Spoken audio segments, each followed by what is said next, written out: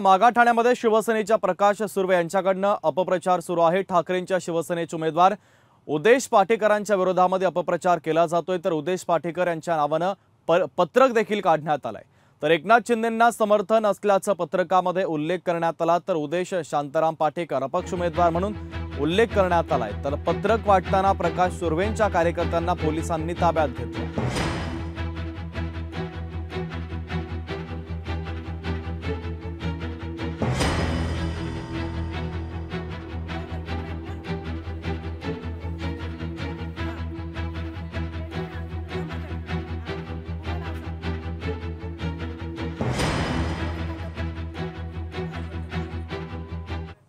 सकाळी परत 5:30 वाजता विभागातून शिवसैनिकांचे फोन यायला लागले।